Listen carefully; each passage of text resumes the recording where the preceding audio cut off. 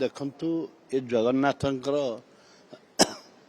ଓଡ଼ିଆ ଭାଇମାନଙ୍କର ଏଇଟା ସେଣ୍ଟିମେଣ୍ଟ କଥା, ଯେଉଁଟାକି ମହାଣ ମହଣ ସୁନା ରୂପା ହୀରା ନୀଳା ମୋତି ମାଣିକ ବାହାରେ ପଡ଼ିଛି। ସରକାର ତୁରନ୍ତ 4 ମାସ ହେଇଗଲା, ତୁରନ୍ତ ପଦକ୍ଷେପ ନିଅନ୍ତୁ, ତାଙ୍କୁ ସୁରକ୍ଷା ଠିକ ଜାଗାରେ ରଖନ୍ତୁ, ଯେମିତି ତାକୁ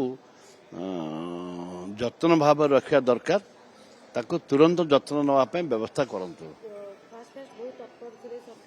ସେତେବେଳେ ଗଣିବୁ ସେ ଗଳିବୁ, କିଏ ଚୋରି କରିଦେଲା, କିଏ ନେଇଗଲା, କ'ଣ ବିଭିନ୍ନ କଥା କହୁଥିଲେ।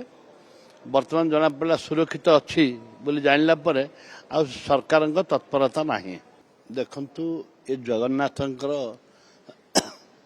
ଓଡ଼ିଆ ଭାଇମାନଙ୍କର ଏଇଟା ସେଣ୍ଟିମେଣ୍ଟ କଥା, ଯେଉଁଟାକି ମହାଣ ମହଣ ସୁନା ରୂପା ହୀରା ନୀଳା ମୋତି ମାଣିକ ବାହାରେ ପଡ଼ିଛି। ସରକାର ତୁରନ୍ତ 4 ମାସ ହେଇଗଲା, ତୁରନ୍ତ ପଦକ୍ଷେପ ନିଅନ୍ତୁ, ତାଙ୍କୁ ସୁରକ୍ଷା ଠିକ ଜାଗାରେ ରଖନ୍ତୁ, ଯେମିତି ତାକୁ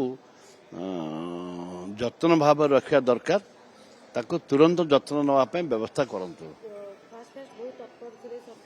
ସେତେବେଳେ ଗଣିବୁ ସେ ଗଳିବୁ, କିଏ ଚୋରି କରିଦେଲା, କିଏ ନେଇଗଲା, କ'ଣ ବିଭିନ୍ନ କଥା କହୁଥିଲେ। ବର୍ତ୍ତମାନ ଜଣାପଡ଼ିଲା ସୁରକ୍ଷିତ ଅଛି ବୋଲି ଜାଣିଲା ପରେ ଆଉ ସରକାରଙ୍କ ତତ୍ପରତା ନାହିଁ।